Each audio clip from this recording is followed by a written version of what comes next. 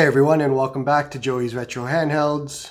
I'm Joey, and today we're going to be taking a look at the Ayaneo Air Plus and the KTR1.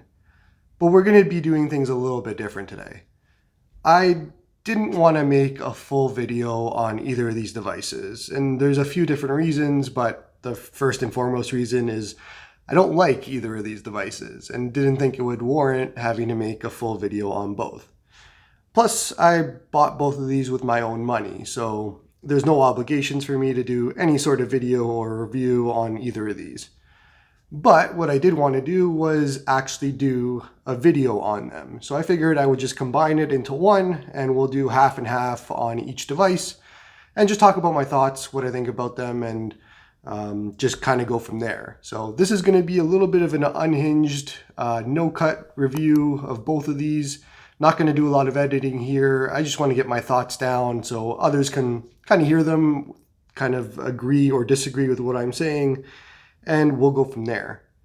So first device we'll talk about is the Ayaneo Air Plus, and this is the 6800U version here.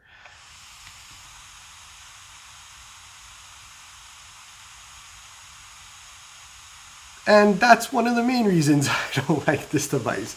As soon as you start it up, the fan goes 0 to 100 for whatever reason. I'm not sure why. It's not a big deal, but it is kind of annoying, especially if you were to turn this on in some sort of silence and just wake up whoever you're near, but that's all fine.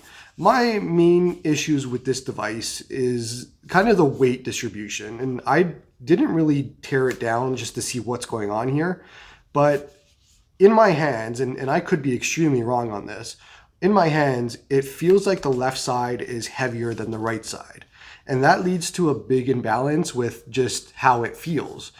And I could be completely wrong on this. It could be a case where they're both the exact same, but something is up here that like the left side is just weighing it down and the right side is light. And that's kind of annoying. The actual size of this, the feel, all of that is pretty good. So I like the triggers, they're good. Even these ones at the top here, the ergonomics of the device, like the actual size, it's really good. But I have a lot of issues with some other parts. And let me just sign in here. We'll start up a game. So first and foremost, the D-pad is pretty good. I actually really like this D-pad, and it's nice to see a good D-pad on a device that's this expensive, or kind of a Windows device. A lot of the Windows devices don't get a lot of good D-pads, but either way, this is a good D-pad. What I don't like on this device is basically everything else. So it starts with these little switch sticks, and there is zero travel here, I guess, and I'm pretty sure they're Hall effect sticks if I remember correctly, but this is I think $1,000 Canadian or around there, and we're using switch sticks on it. I don't get it. Let me just do some comparisons here. Here is an ROG Ally. Here is an actual stick, and you can see that movement right here. I don't know what's going on with the screen. Great. And then you can see here that this is a switch stick. So Ally, switch stick, screen. Let's just stop. So I don't get it. I'm pretty sure when this released, this was more expensive than the Ally, and we're using inferior controls for whatever reason. But if you want to go on to my next issue, can you see the buttons on the Ally? And then we see the buttons on this. And this isn't the kindergarten version of the device. This is the actual adult Air Plus. And I don't understand. These are the tiniest buttons I think I've ever seen. They might even be this smaller than the Retroid Pocket 3 Plus, if I'm remembering correctly. I don't have it anymore. But here's a device that costs 50 bucks. Here's a device that costs $100 and has better sticks than this. We can keep going. Here's a $20 device This thing's a piece of crap, but it's 20 bucks. And what are we doing here? I don't understand. You're paying 1,000 Canadian dollars, or I don't know, 700 US dollars, and you're getting baby buttons for whatever reason. Anyways, these buttons are terrible. The actual buttons are fine, but whatever it is they're doing here by making them this small is just not something you should be doing. Same with the switch sticks. Just stop. And I don't know what's going on with my actual device. That's fun. D-pad is good. These buttons here, they're fine. I don't have any issues with them. What I do have an issue with is when you're playing them like this, you tend to have your palms touch those buttons, unless you're going to hold it kind of similar to this. So if you're holding it like this, then you're fine. But with the way that I usually hold things, and maybe this is me getting used to the Ally, I'm covering them up a little bit and holding it like this a lot, especially if I'm using the sticks at the top. And then that's just digging into your palm. I don't understand why it needed to be this way, but it just does. And that's the controls. I mean, that's really all there is to it. I'm gonna just boot up something here. All right, can you just stop? I don't know what's going on here. Let's launch Hades. Let's talk about one of my major gripes with this device. These are the speaker cutouts on the bottom. So speakers right here. And they sound awful. I don't get it. I get it. Not every device can have front-firing speakers like the Ally. And these obviously are really good sounding speakers. I don't know if you've used an Ally, but the Ally speakers are fantastic. So, and I hate comparing everything to the Ally, but it's the only one I have right now because I got rid of the Steam Deck and all of that. But the actual sound on this sounds like you're underwater. Like it's coming out from the bottom on a $1,000 device again, and it just doesn't sound good. And I don't understand why it's that bad. Like I have the KTR1 and it has the front firing speakers here and those sound pretty good. But you have $100 Retro Pocket 2S front firing speakers, sounds good. Like I just don't get it. The amount of money that you spend for these types of devices and having to make all of these concessions, it's kind of mind-boggling. Like the sound was the first thing I noticed right off the bat when I started playing some games, and it was evident that this was not going to be the device for me. And if you watched my GPD Win 4 video, you know that I'm on the lookout for a small Windows device that does what the Ally does, but in a smaller form factor. And it seems like all of these other devices are making massive compromises in everything they're doing compared to the Ally. And again, I'm going to say it again because the Ally is not the gold standard by any stretch of the imagination. But when I'm picking up all these other devices and I'm playing them compared to the Ally, it's night and day. Like it's absolutely astonishing what Asus did here, and it's Asus. I mean, who expects that to come out of them? It makes no sense. But we'll just take a look at Hades here. The screen itself is actually really nice. I don't mind the screen. All of that, the whole presentation is really good. The Ayaneo Space app is good as well. I don't have any issues with it. It's kind of a normal quick panel or whatever you want to call it. So you can go ahead and change TDP, performance overlay, all of that. And I found this to be probably one of the better ones. And the TDP wattage gets pretty low. That all is fine for me. I don't mind it. Didn't have any issues with it. Again, I haven't done massive testing with it, and I'm not going to. This device, I'm already up for sale. I'm going to get it out to somebody, but it's just not for me. And these switch sticks, you get used to them. It's not something that like is a bad switch stick, but it's when you're spending $1,000, why do we have switch sticks on them? That's kind of where I'm going with that. It just doesn't make sense. And they had to cut corners, obviously, to get to whatever price points they wanted and all that sort of thing. But I mean, if you're going to be competing in this space now, where the Ally exists and the Lenovo Legion Go exists and all of those exist, you're going to have to do better. So that's kind of my thoughts. I don't want to make this too long. This is going to be sold to somebody not really looking to keep this. I do like the form factor. I'll keep an eye on any future releases that are similar to this, but I think for me personally, this device as a whole is just not what I'm looking for. But maybe they'll get there, maybe they won't. If they're going to continue using these kind of sticks, then they're never going to get there. And now let's talk about the KTR1, the KT Pocket. And again, I kind of led off this whole video with my thoughts, but I don't like both of these devices. So we're doing a kind of an ad hoc review of both of these. And let's just turn this thing on.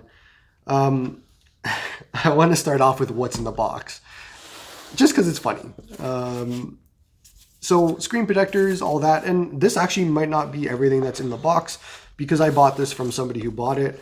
But I assume it's everything that comes in. But I found it extremely funny that there was a screwdriver in the box. And yeah, I've already had to use it in the 3 days I've had the KTR1. I used it within the first 5 minutes.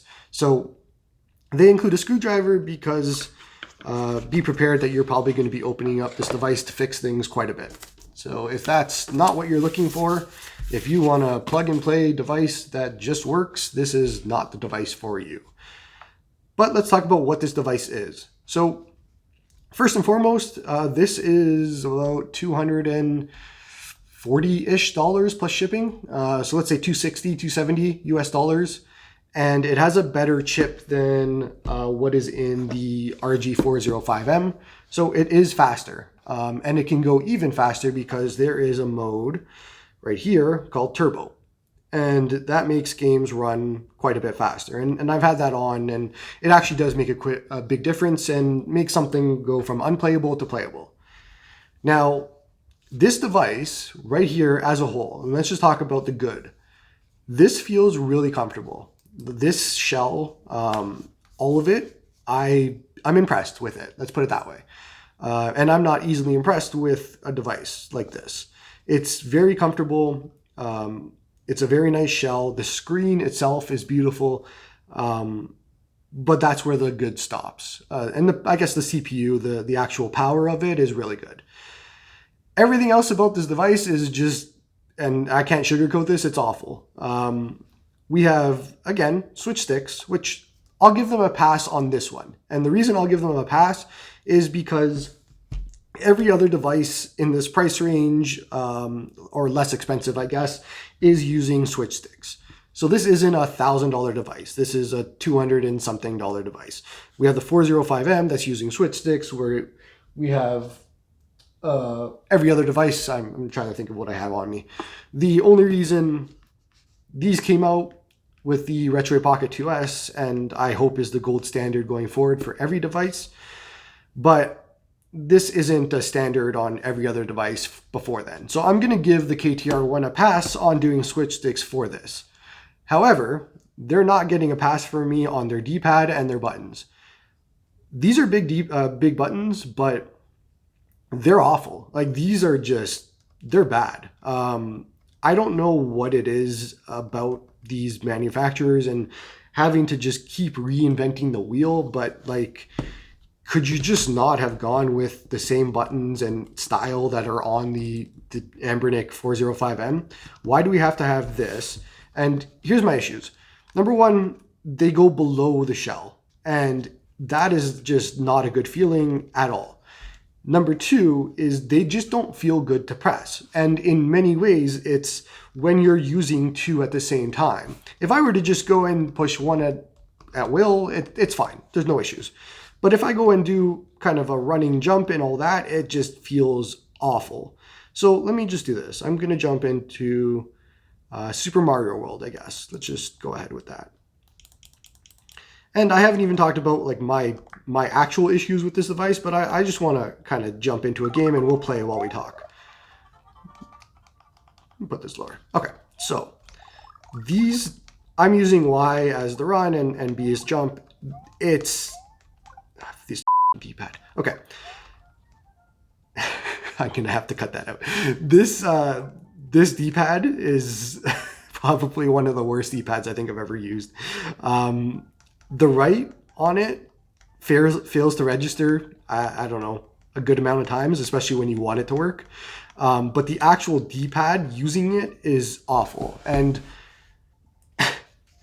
$50, okay? $50, this D-pad is great. Buttons, great. Buttons are actually bigger than that. This is $50. It's tiny, better. What do I have? Let's see.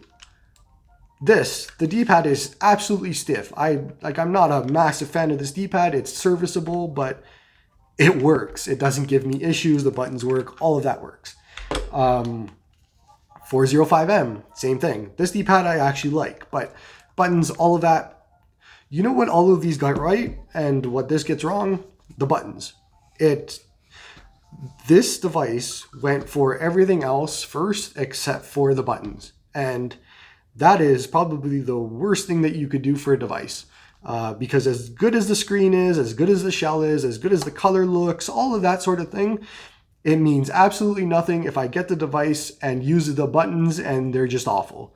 And I'm gonna keep using this as the standard because it is, but like this D-pad, we're at $100 here, okay? $100, $250, $260.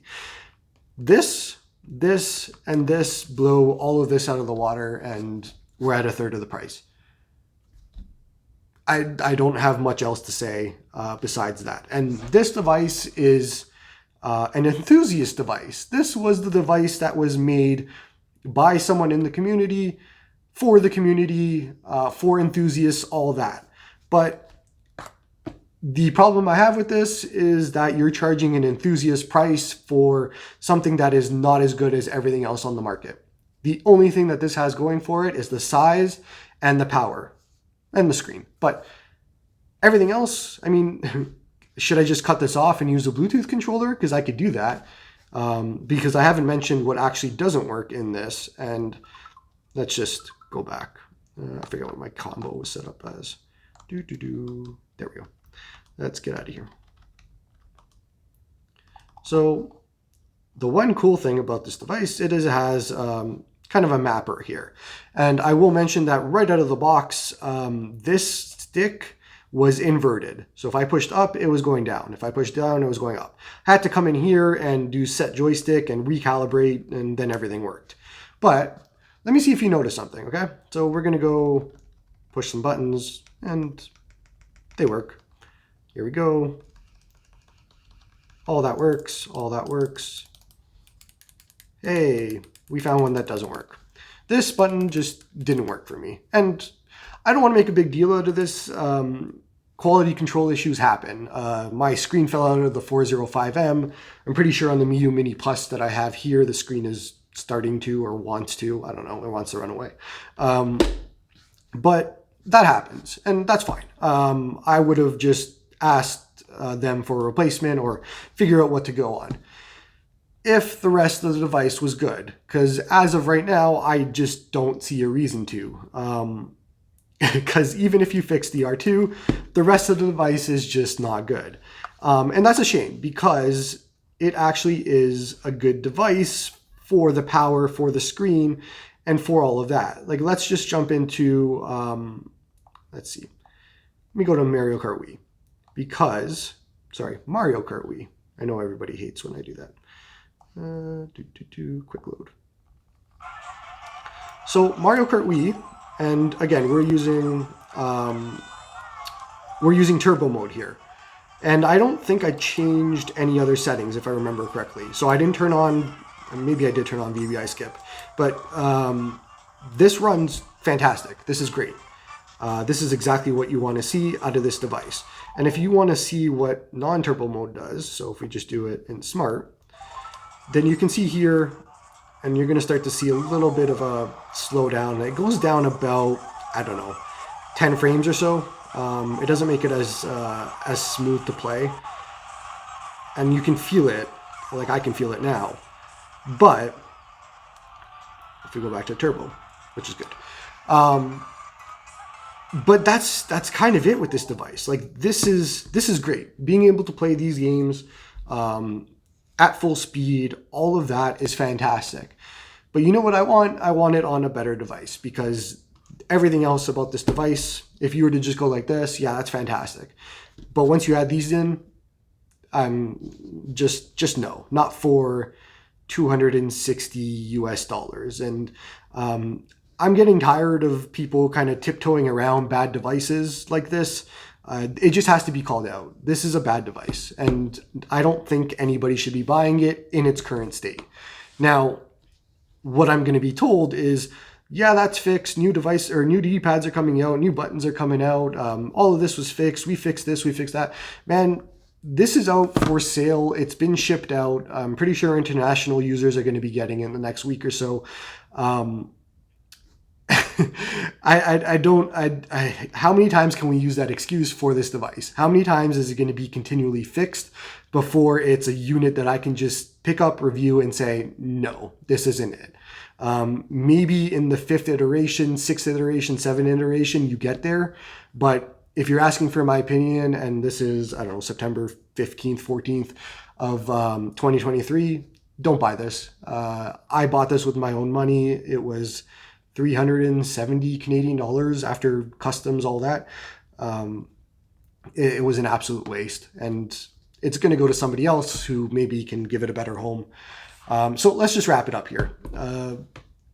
Both of these devices, this isn't a bad device by any stretch of the imagination. It's a fine kind of device, but I mean, just for the price, it makes no sense. This, when you compare it to this at the same price, unless you just really, really, really want a smaller device and are willing to forego all of the other benefits of the Ally, the sticks, the screen, the buttons, every single thing, it doesn't make sense. The other thing too, I forgot to mention about this is you can't open this one. And let me clarify. You can open it. I can get in here. I can change things if I wanted to.